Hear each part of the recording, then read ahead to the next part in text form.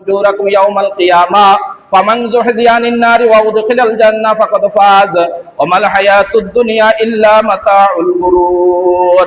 আল্লাহ পাক বলেন, সফলকাম হলো সেই ব্যক্তি যাকে আল্লাহ পাক জাহান্নাম থেকে মুক্তি দিয়া জান্নাত দান করেছেন। সফলকাম কে বলেন? যে যাকে আল্লাহ পাক জাহান্নাম থেকে মুক্তি দান করে জান্নাত দিয়েছে সেই ব্যক্তি কি বলেন? সফলকাম। ফাকাদ ফাজ, সেই ব্যক্তি কি বলেন? সফলকাম, সেই ব্যক্তি সফলকাম। সুবহানাল্লাহি ওয়া বিহামদিহি। আর আল্লাহ পাক এই আয়াতের মধ্যে বলেছেন, যে ব্যক্তি নিজের আত্মাকে পরিশুদ্ধ রাখছে, নিজের আত্মাকে কুলুচিত হইতে দেয় না, এই ব্যক্তি কি বলেন? সফলকাম। এই ব্যক্তি কি বলেন? সফলকাম। কদ আফলাহা মান যাক্কাহা ওয়া কদ খাবা মান দাসসাহা। সুবহানাল্লাহি ওয়া বিহামদিহি। প্রিয় ভাইও, আমরা তো আজকে তো আমরা তো বাহ্যিক অনেক কাজ করে থাকি, যেগুলা দেখলে, যেই আমলগুলা দেখলে আমাদেরকে ফেরেশতা মনে হয়। কি বলেন? আমরা এমন কাজ করে থাকি বাহ্যিক, যেগুলা আমাদেরকে দেখলে মানুষ মনে হয় এই ব্যক্তি ফেরেশতা। এই ব্যক্তি কি বলেন? ফেরেশতা। আমি লম্বা জামা গায়ে দিই না, হাঁটতে মনে হয় এই ব্যক্তির মতো বড় আমলদার আর কেউ নাই, এরকমটা মনে হয় না? আল্লাহ পাকের কাছে 2 পয়সারও দাম নাই। আল্লাহ পাকের কাছে কি বলেন?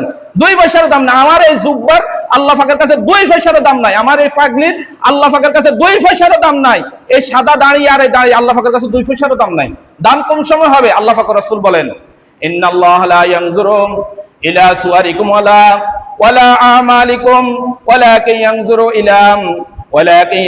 ইলা কুলুবিকুম ওয়ালা আমালিকুম আও কামা ক্বালা আলাইহিস সালাতু ওয়াস সালাম। আল্লাহ রাসূল বলেন, আল্লাহ পাক তোমাদের বাহ্যিক চেহারার দিকে দেখেন না। নিশ্চয়ই আল্লাহ পাক তোমাদের বাহ্যিক চেহারার দিকে দেখেন নাই। ওয়ালা আমালিকুম, এবং তোমাদের কার মাল সম্পদ কতটুকু আছে এটাও দেখেন নাই। ওয়ালাকিন ইয়ানজুরু, আল্লাহ পাক দেখেন কোন দিকে? ইলা কুলুবিকুম, তোমাদের কলবের দিকে, তোমাদের তাকওয়ার দিকে, ওয়া আমালিকুম, তোমাদের আমল দিকে। সুবহানাল্লাহি ওয়া বিহামদিহি। তোমরা অন্তর ঠিক থাকে যে আমলটা করছো ওটার দিকে আল্লাহ পাক দেখে, শুধু বাহ্যিক আমলের দিকে আল্লাহ পাক দেখে না। সুবহানাল্লাহি ওয়া বিহামদিহি, সুবহানাল্লাহি ওয়া বিহামদিহি। বলেন তাহলে আল্লাহ পাকের কাছে দাম কিসের? বলেন, মানুষের অন্তর ঠিক থাকে যে আমল করে সেই আমলের কাছে আল্লাহ পাকের কাছে দাম, সেই আমলে আল্লাহ পাকের কাছে, সেই আমলে আল্লাহ পাকের কাছে গ্রহণযোগ্য। বাহ্যিক আমলের আল্লাহ পাকের কাছে কোনো কি নাই? দাম নাই। প্রিয় ভাইও, এজন্য আমরা এজন্য বাহ্যিক যে কাজটা করলে মানুষ আমাকে ঘৃণা করেন, এবং গোপন সেই কাজটা আমাদেরকে পরিহার করার দরকার। গোপন কি? সেই কাজটা আমাদেরকে পরিহার করার দরকার। তাহলেই আমার আমলের দাম, তাহলে আমার এই নামাজের দাম, আমার এই তাকওয়ার দাম, আমার এই তারপরে এই রোজার দাম, আমার এই নেক আমলের দাম, আমার এই তাসবিহর দাম, আমার এই তাহাজ্জুদের দাম, আমার এই আওয়াবিনের দাম, আমার এই ইশরাকের দাম, তাহলে আল্লাহ পাকের কাছে দাম, না হলে কোনো দাম নাই। হ্যাঁ, এই জন্য আল্লাহ পাক বলেছেন যে তোমরা তোমাদের অন্তরটাকে আগে ঠিক করো। কলুষিত অন্তর নিয়ে নামাজ পড়া কোনো দাম নাই তো? কলুষিত অন্তর নিয়ে নামাজ পড়া কোনো দাম নাই তো? কলুষিত অন্তর নিয়ে রোজা রাখা কোনো দাম নাই? কলুষিত অন্তর নিয়ে যত নেক আমল করা কোনো দাম নাই?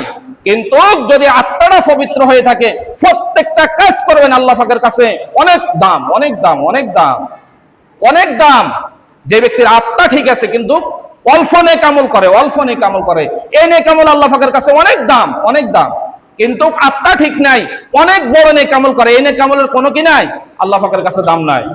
এজন্য আমরা গোপনে যেই গুনাহগুলা করে থাকি, যেই বাহ্যিক গুনার দ্বারা আমাদের যেই পরিমাণের ক্ষতি হয়